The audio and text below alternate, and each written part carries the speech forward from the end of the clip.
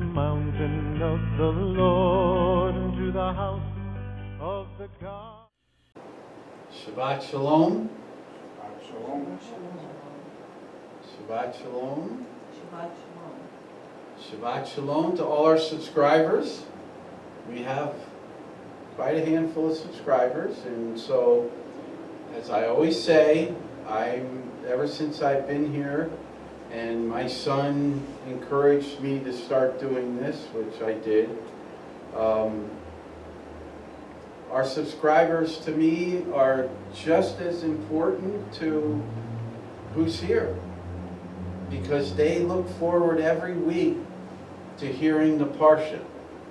So I feel very much a part of who they are, and I feel I'm here to serve you and to serve them. And we've even had some of the people that are subscribers come and visit us, as far away as from Virginia. Yeah, so we really appreciate our subscribers, and please, is anybody else that wants to travel to come and visit us, please do. We'd love to have you and meet you. So I just want to say, and I'm probably going to hear this after I put more up, but the last thing I put up on YouTube is the prophecy tour. I have not been able to do more than that for the weekly parshas. I have 2 weekly parshas that I have to still put up, and I have this one which I'm doing today. So I just want to let you know that, and don't take me at this because I'm just not the best at certain things, but I'm gonna fully retire in terms of I will not be working in any other area and expending my time in any other area but here at Beit Torah. So I feel the Lord has made it clear to me, not just because of my own inclination, but I've wrestled with this for years, not having many people here, and now I just, because of some words that were spoken to me when I spoke up in Scranton 2 weeks ago, and things that have been said to me by my daughters and by a young man at a printing company that I every so often have to go to. They just said it's time for you to have total, determination of where you spend your time. And quite frankly, my love and desire is to study and to deepen my knowledge and understanding of Hebrew, Aramaic, and I haven't really, other than using the tools that are available to everybody, to basically extrapolate the meaning and application to Greek. And going forward, I have to transition, so I'm going to do my best to give all my time to here at Beit Torah. And we want to start, it's after the High Holy Days, Jose, we want to start having either a weekly or every 2-week mitzvot study. We're going to study the basically 613 mitzvot to understand them, to know the foundational principles, meaning, and application of them for our lives, because unfortunately a lot of people think that they've been done away with and they've been fulfilled. Far from it. And I think the perception of what it means to keep the commandments, which that's all over the Gospels and epistles. Yeshua speaks regularly about keeping the commandments. John in 1 John 2 John and 3 John. And that common word, even between the Greek and the Hebrew, the original, which it's in the Parashah today. The word in Hebrew is Shamar, which means to guard it, to protect it, to ensure that it does not pass away, that it does not become diluted within the culture. Shamar, to keep it, to protect it, to guard it. Now, that is articulated all throughout the Torah. God says it repeatedly, Shamar my mitzvot, and Shamar on other things. That's the Hebrew word. And even in this Parashah in Bereshit, I believe it's 3, when you had the tree of life in the center of the garden, who do most people recognize as the tree of life? We just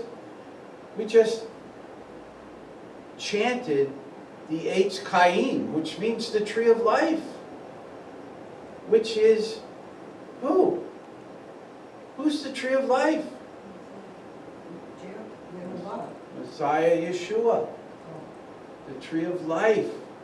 He was, is, and will come. Life has no beginning and no end. He was, is, and is to come. Okay? Now, we know that when Adam and Hava fell to the deceitful temptations of Lucifer, the lighted one,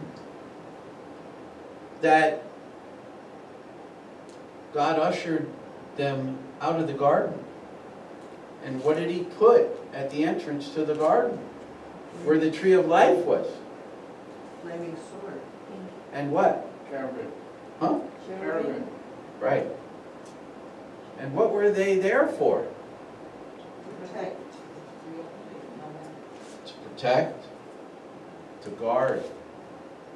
You know what that word is there? Shamar. They were protecting the tree of life so that they wouldn't get to it and live for eternity. It would have negated the need then for Yeshua to come, and which I think that if we even go back further before the garden, when in Revelation we read that the Lamb was slain before the foundations of the earth. Well, that means before creation.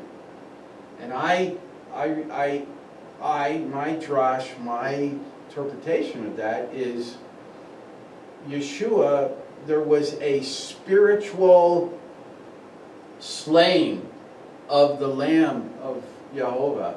In the spiritual realm, it took place. How, I don't know. The degree and the character of it and the theology of it, I don't know. I just know that in Revelation it says he was slain before the foundations of the world.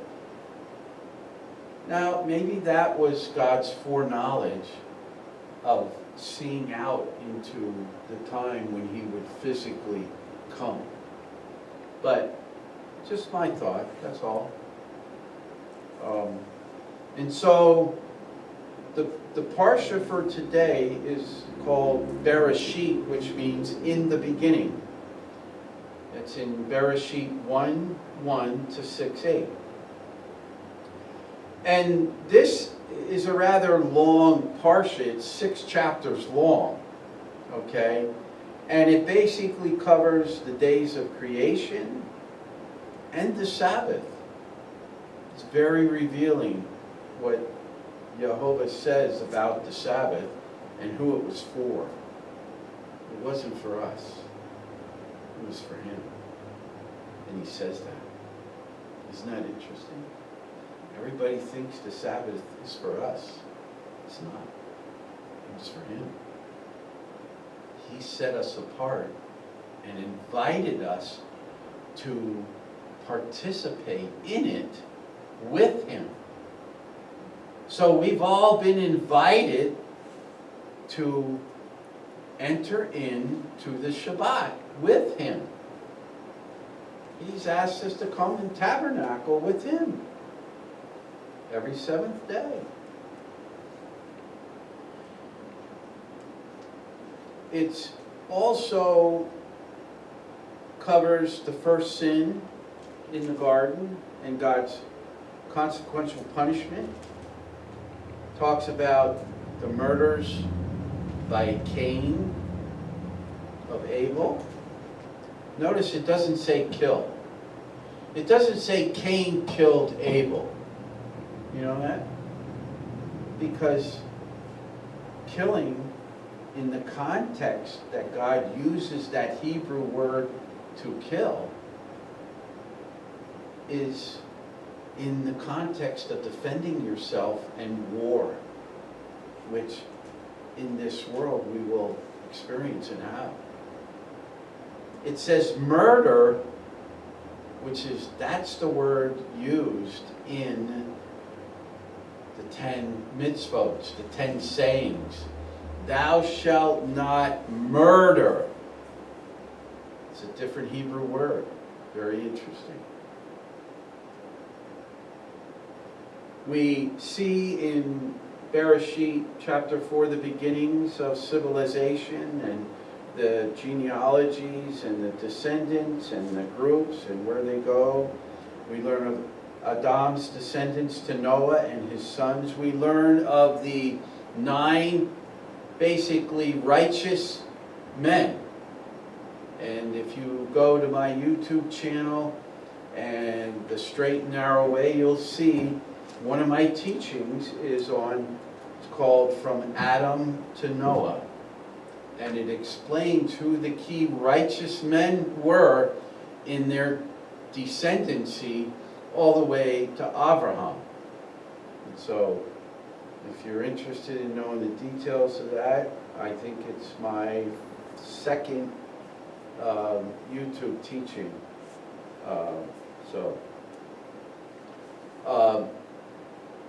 We see the wickedness of humankind, and we see how Noah pleases Yehovah. But where the Lord has led me today to focus on is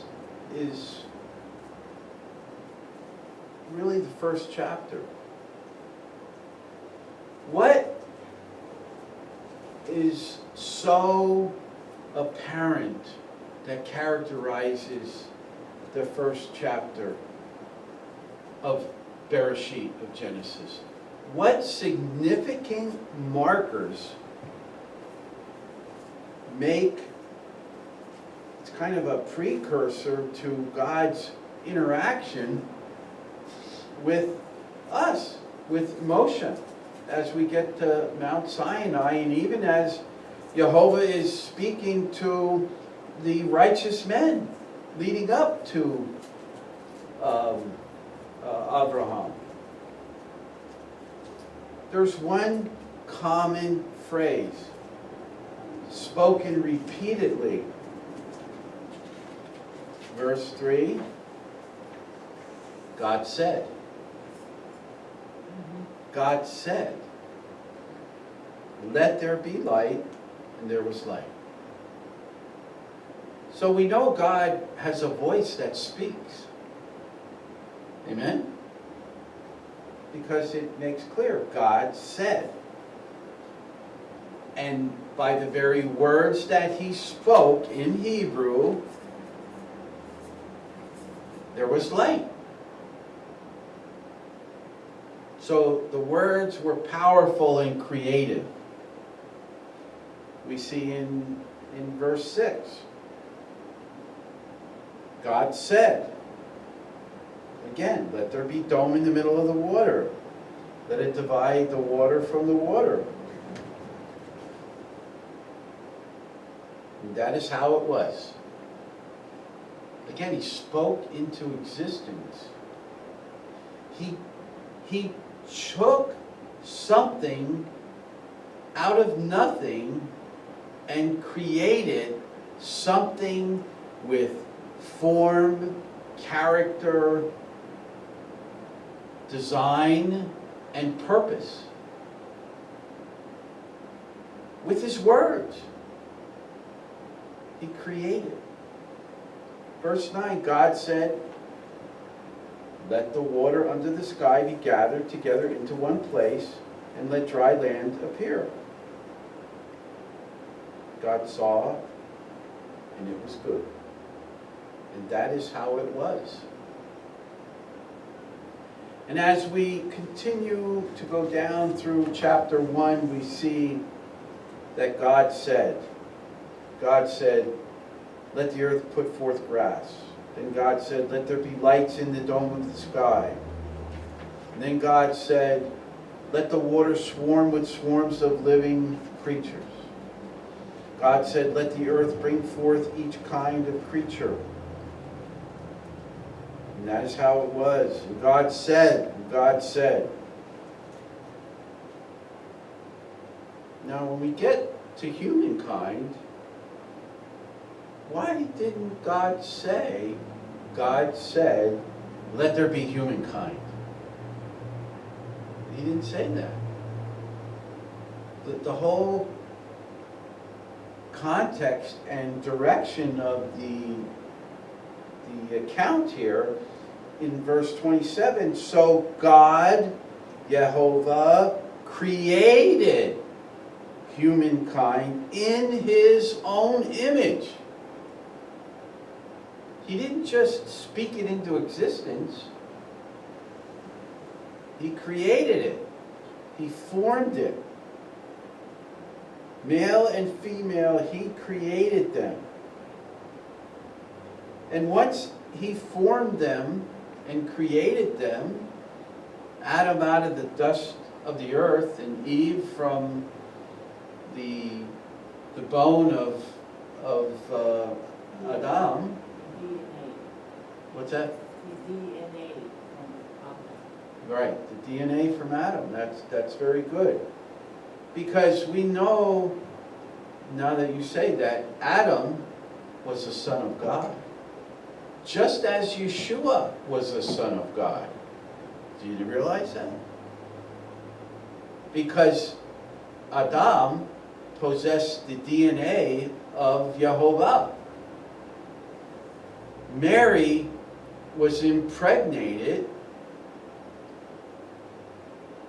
not by a human being, but by God. However he did it, spoke it, it came into being.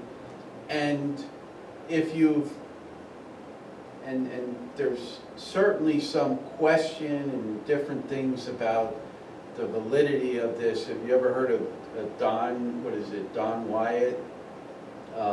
He supposedly has expressed that he has discovered the Ark of the Covenant and that there was blood on it, and he gave the samples to the Israeli Antiquities thing, and they came to realize that there wasn't the same amount of chromosomes as is in a human being. There's a short one, or whatever. Don't quote me on this because I'm not a real geneticist or whatever you want to call it, and I really didn't look it up to get the details. But it's interesting that God formed and created them. He had an intimate, personal involvement, not just with his words, because interestingly, his words come after. It says he created them, he formed them, and then it says he created them in his own image, and then he blessed them. How about that? He blessed them. And then he said to them, be fruitful, multiply, fill the earth, and subdue it. Rule over the fish in the sea, the birds in the air, and every living creature that crawls on the earth.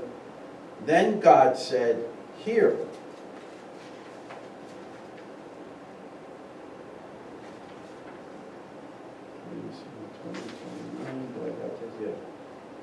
Every seed-bearing plant and every tree with seed-bearing fruit.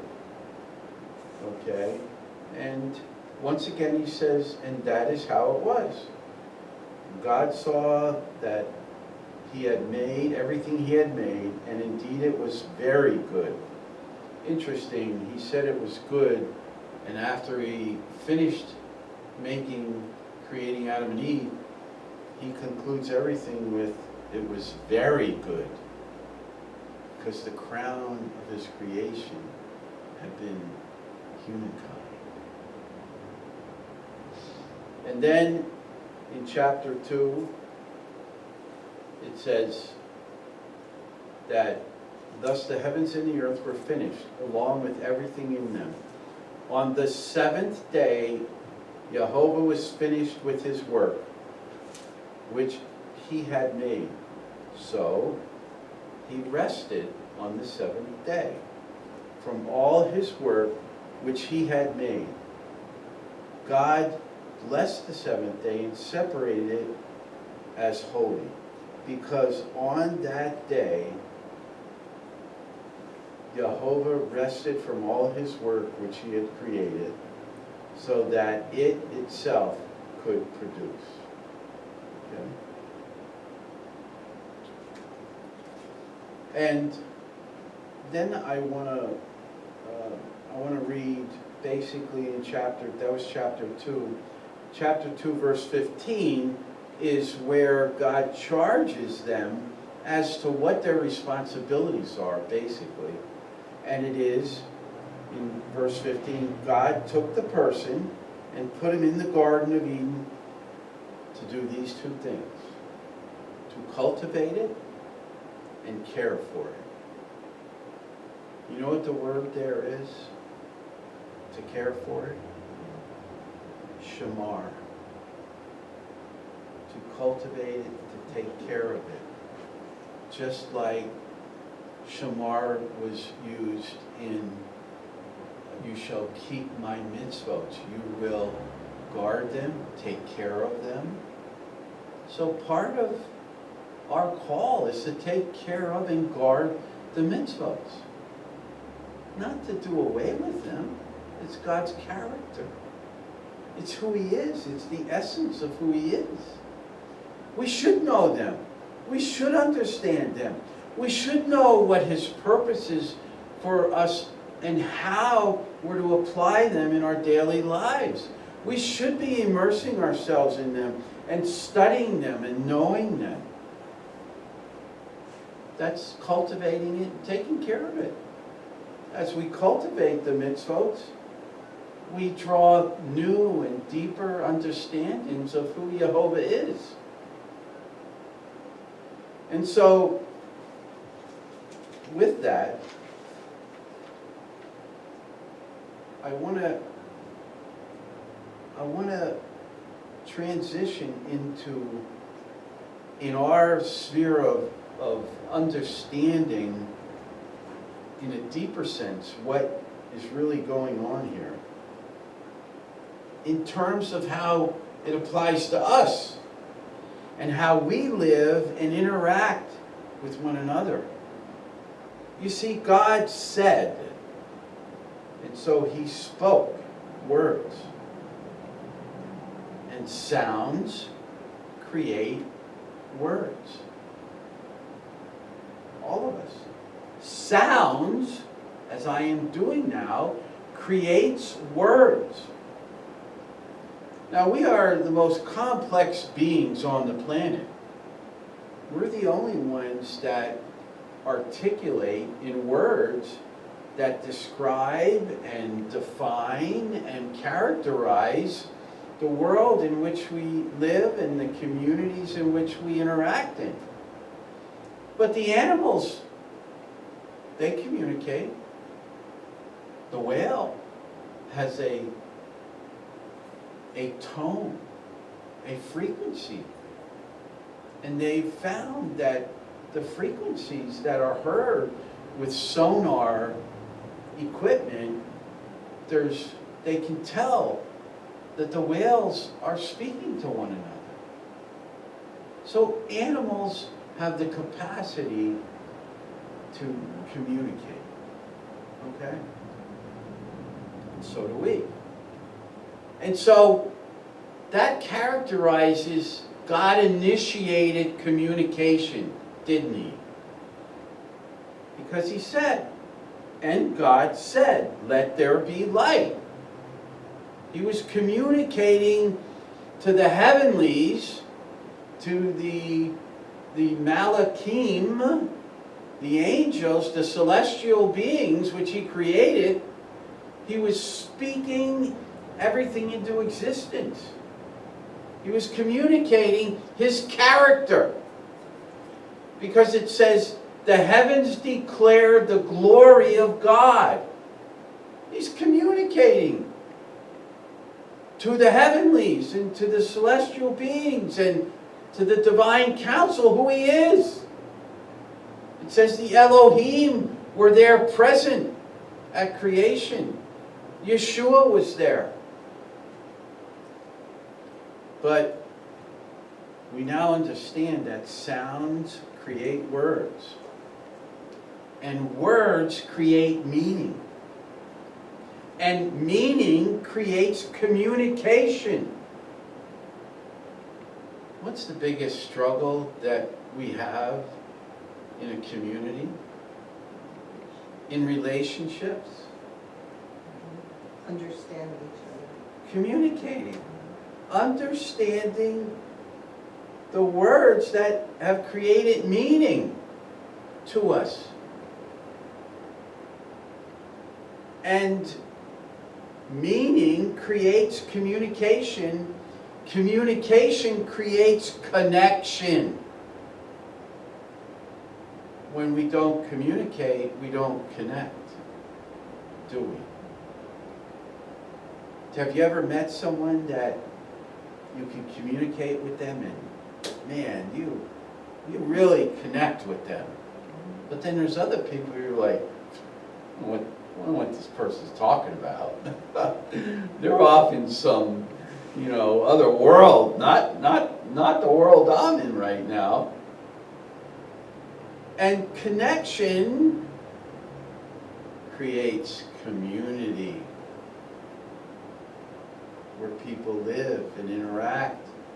Governments, social agencies, social clubs within a community. We have counties, we have cities where there's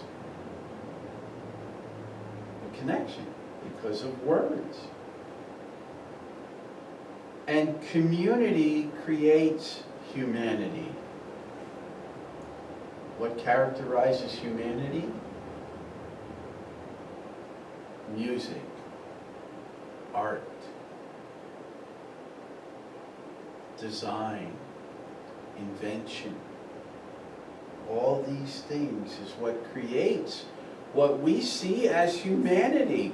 This sanctuary came into being by the elements that characterized the community that was here. It was a meeting house to teach the children how to integrate and to function within the mores of community. And the way it was taught was through words and teaching. And so here we are, Beit Torah, house of instruction. We're here to communicate the understanding, the connection between us and Yehovah and His Word, and how to make community function, how to create a humanity within in these walls that we can take out and connect within the community of the land area that we live in. Now,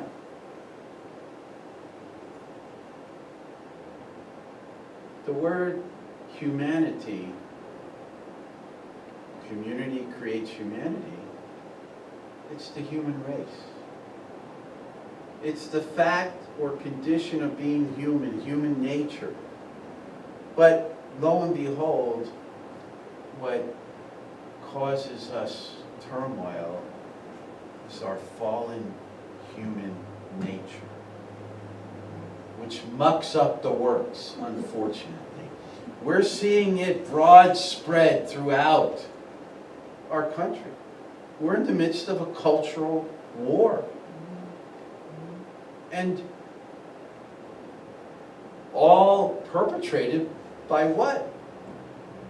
The separation, the division created by the fundamental principles of the founding fathers in our Constitution, which is the rule of law, which the Constitution came out of, was written by godly, moral men that understood the Torah. The Constitution was created from the Torah. That's where its foundation is. It's in the Torah. What's on the Liberty Bell? Let freedom ring. That's right out of Leviticus. Did you know that? The inscription on the Liberty Bell in Philadelphia has inscribed on it a verse from Leviticus on freedom. Let freedom ring.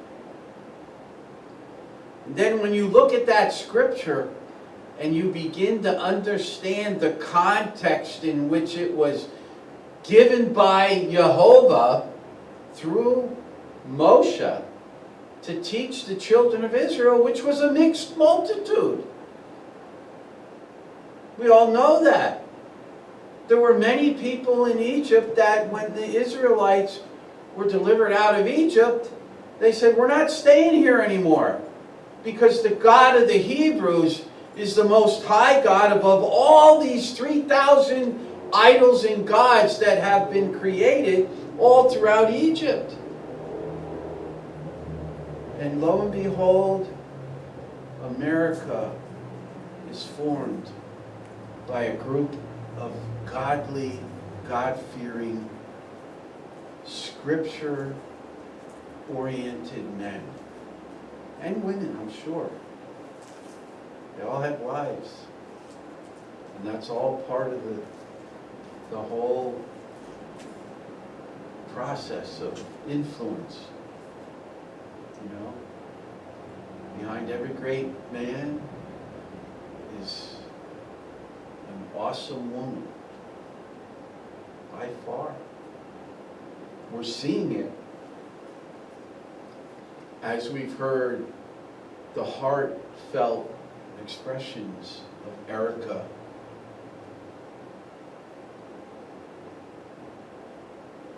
Charlie Kirk's wife. And so the humanity of community is where we see human culture, literature, history, art, music, and philosophy all being expressed and formulated and manifested. You see, as I'm trying to point out, the most important thing in the beginning of Genesis is, and God said. Everything that exists comes out of what is spoken. Stop and think about that. Everything that exists in this sanctuary has come out of what was spoken. had it not been communicated?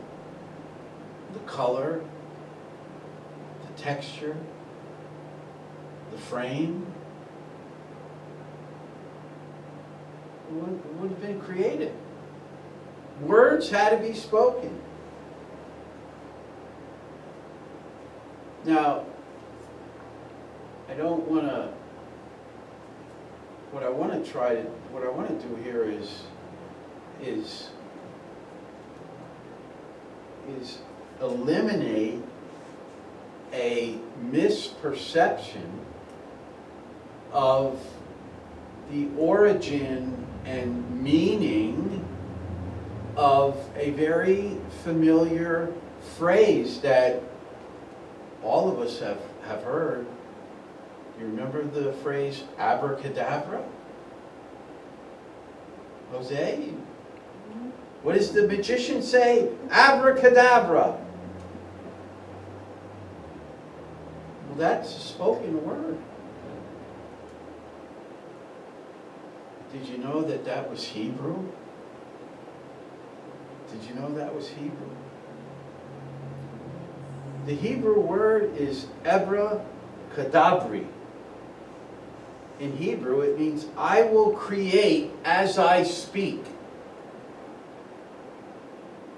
That's what it means. But in Aramaic, abracadabra means I create like. So it's not this spooky, like mystical, satanic or occultic kind of phrase. It simply means that I will create as I speak. Just what I just read, God said, and as He spoke, He created. Now, if we're created in His image, does that mean that we have the power to speak and create? We sure do.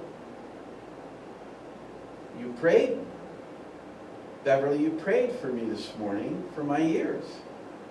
And I was very, very listening clearly to the words you chose. And they were good. They showed me that you understood how to pray. And with that, I received that. It wasn't made up of your emotions.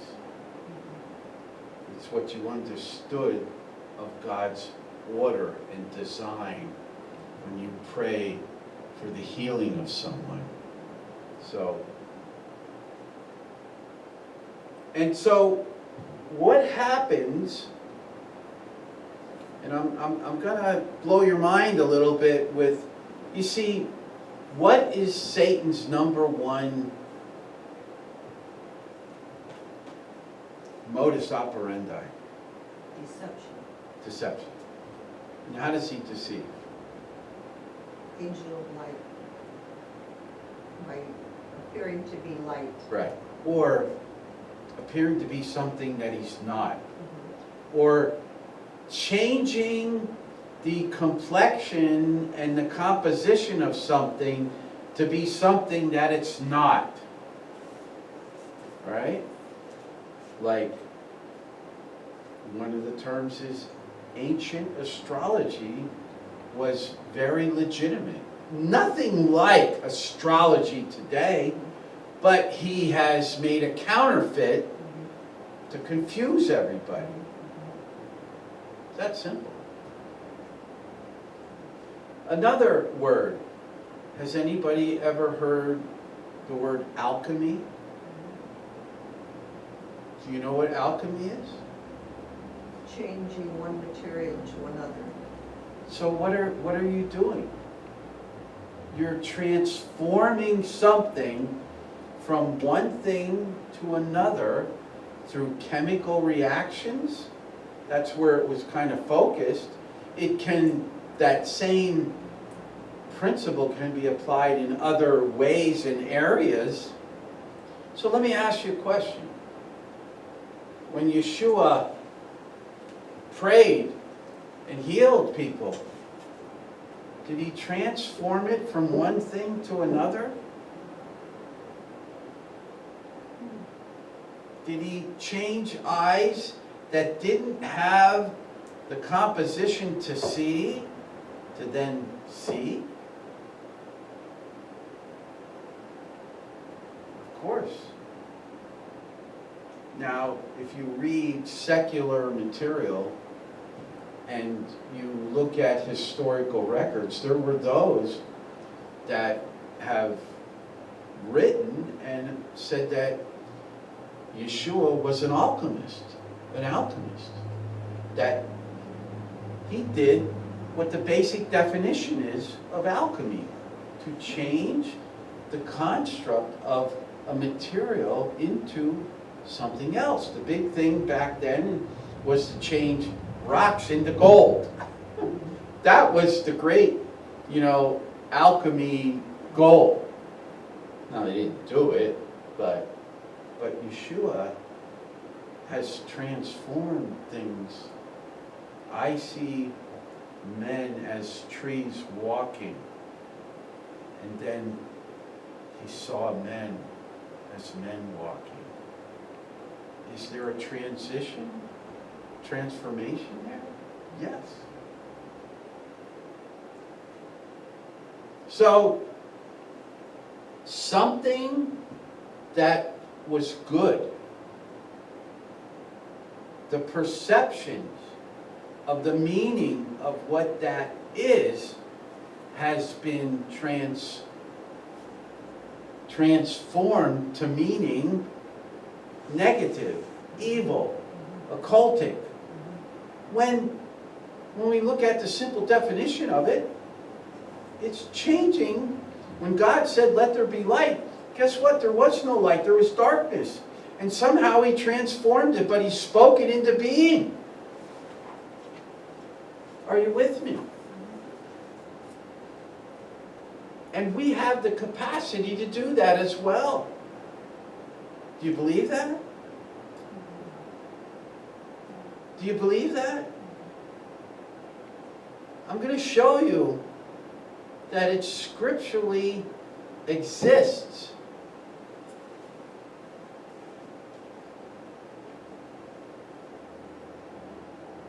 Long before the birth of Yeshua, the book of Genesis establishes the cultural psyche and beliefs of the Hebrew people.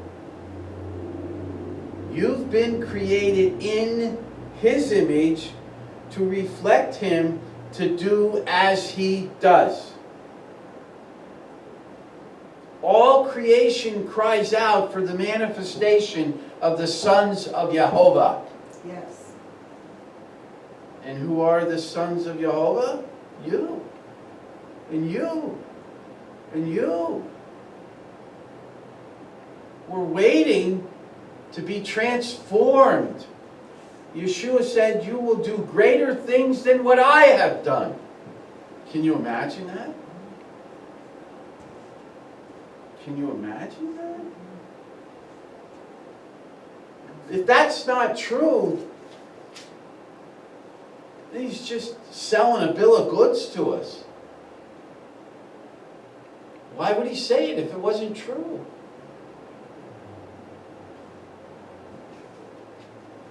What about when God said to Moses?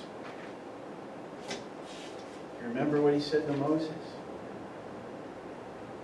He spoke to him, Moshe. It says, Adonai said to Moshe, in Numbers chapter 20, starting with verse 7. Yehovah said to Moshe, take the staff, assemble the community, which he had a connection with, you and Aharon, your brother. Now listen to this. This is right out of the Torah. Before their eyes, tell the rock to produce its water. Speak to the rock and tell it to produce its water. He didn't say hit it. He didn't say dig a well. That's right. He said speak to it. See, the Israelites weren't the only ones being tested in the wilderness. You know, the Israelites weren't the only ones that God was training up, proving and testing. So was Moshe. Moshe was at the intersection in his relationship with God to even more reflect the image of God by speaking something into existence. And interestingly, what did Moshe say? There will be someone who will come who will be greater than me. Yeshua spoke things into existence. Moses didn't. Because he allowed his lower instincts to rule what God was trying to raise him up to the next level of speaking things into existence.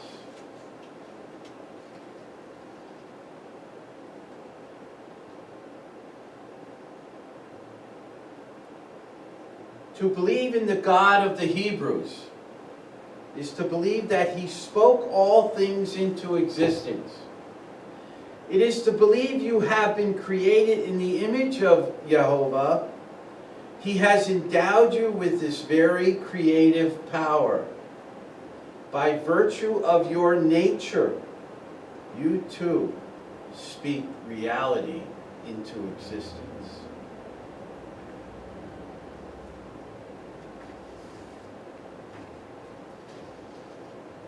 We see God doing it. We see Moses being brought into it. We see Yeshua doing it. Now, what's missing? Why aren't you doing it? What's missing? Why don't we see it? Well, it's probably exists, but we never hear about it. But what is the key? This is really important. Hey, Something greater than that. oh, Obedience. Surrender. oh, wow. Not my will, but thy will be done. Not my desires or what I want, but Yeshua said, I and the Father are one. How did he bring these things into existence? Because he said, I see what the Father's doing, and I do it. He was the essence, the embodiment of the Torah. He understood and knew all these things. So, he was just doing what the Father does. But we don't need the Torah, right? We don't need it. It's done away with. And the church is powerless. The believers are powerless. It says in Yochanan, John 15, if you remain united with me and my word, Yeshua said, if you remain united with me and my word, which is the Torah, which is Genesis to Revelation, if you remain united with me, you shall ask whatever you want, and it shall happen for you. This is how the Father is glorified.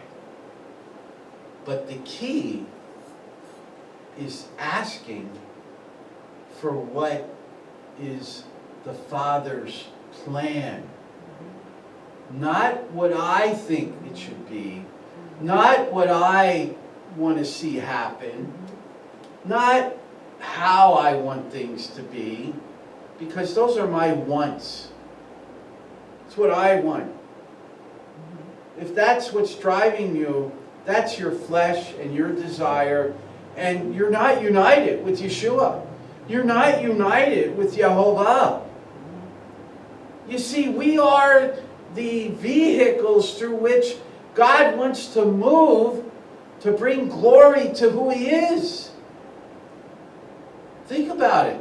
When we are united with Yeshua and we know His will and we desire what He desires, where we acquire that by being immersed in the Torah and all the other writings,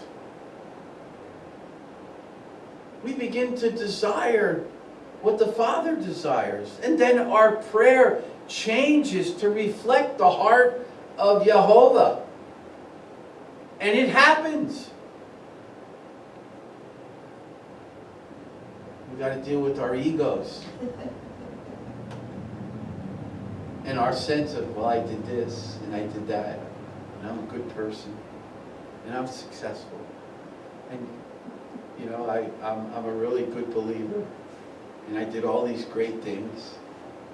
Not about you. It's about Him. That's why I keep saying, I see it all the time. Too many men are building their own little kingdoms.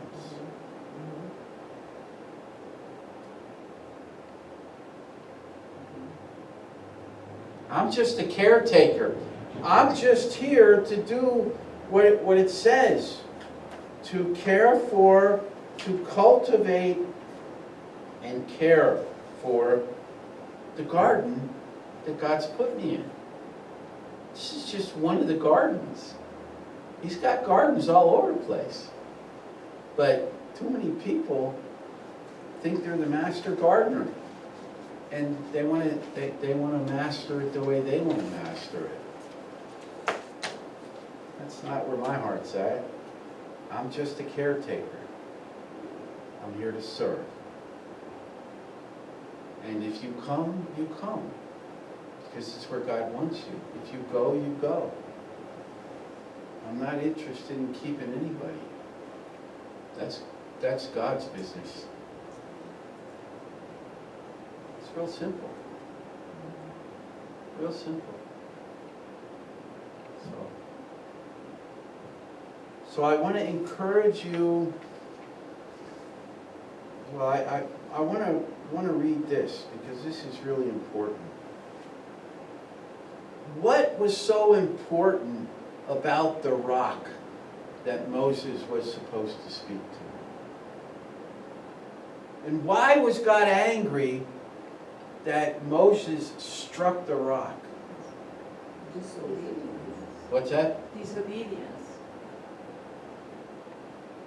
True, but that disobedience went directly against God's divine plan.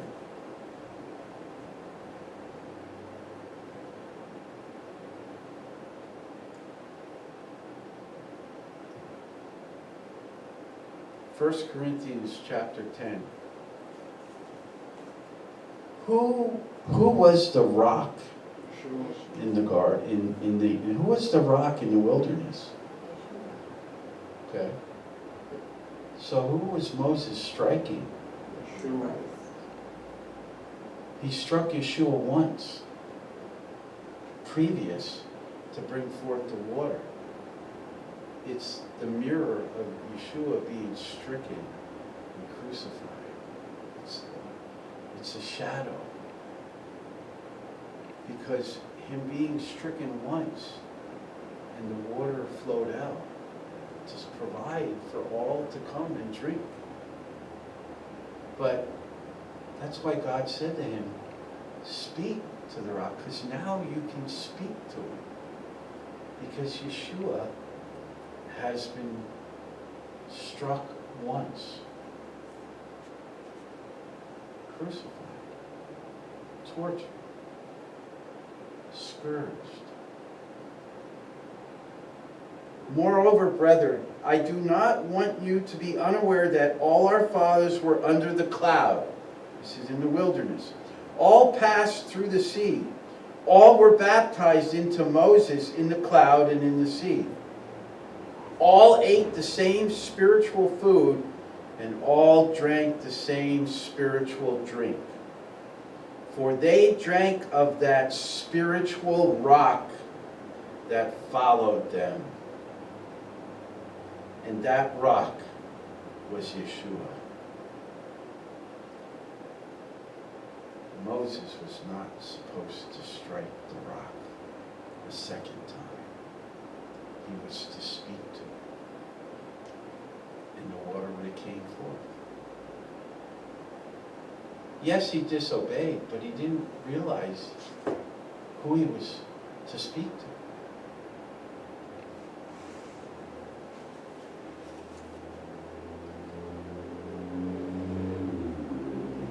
But with most of them, God was not well pleased, for their bodies were scattered in the wilderness. Now these things became our examples, to the intent that we should not lust after evil things as they also lusted. And do not become idolaters, as were some of them.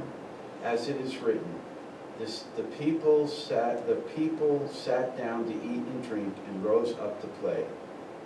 Nor let us commit sexual immorality as some of them did, and in one day 23,000 fell. Nor let us tempt Yeshua as some of them also tempted and were destroyed by serpents. Nor complain as some of them also complained and were destroyed by the destroyer. Now all these things happened to them as examples, and they were written for our admonition, upon whom the ends of the ages have come. Therefore let him who thinks he stands take heed, lest he fall. No temptation has overtaken you except such as is common to man. But God is faithful, who will not allow you to be tempted beyond that you are able, but with the temptation will also make the way of escape, that you may be able to bear it. The whole point of the Parashah today is words have meaning. And we have the power and authority to speak things into existence. But we have to be stripped of our own wants and desires so that we can discern what the Father desires, and we can pray what His will is, what He desires. Not my will, but thy will be done. And the only way you can attain that is by immersing yourself in the Torah, in the scriptures from Genesis to Revelation. And that's why we're going to be starting up a mitzvot Torah study on a regular basis and go through all 613. Probably take us 613 years, but we're going to do it. Really. I mean, we'll do what we can, but the idea is Shamar means to immerse yourself in it, to not allow it to pass away, not allow it to become diluted in your life. So I ask you, has the Torah and the mitzvot in your life escaped you? Have they passed away, or are they passing away? That's where your sanctification comes. By the washing of the water of the Word. And that includes the Torah. So, I leave these thoughts with you. I leave these thoughts with you. And thank you. I say, may Yehovah, the God of Shalom, which passes all understanding, guard your hearts and your minds in Messiah Yeshua. May Yehovah bless you and keep you. May He be gracious to you. May He lift up His countenance upon you and give you His shalom. The Lord bless you and keep you. Make His face shine upon you and be gracious to you. May He lift up His countenance upon you and give you His shalom. Shabbat shalom. Shabbat shalom to all those who come across and listen to what we had to say here today. This is Rabbi Moshe from Beit Torah. Bless you, and come and visit us as you're moved. Okay? So, Shabbat shalom.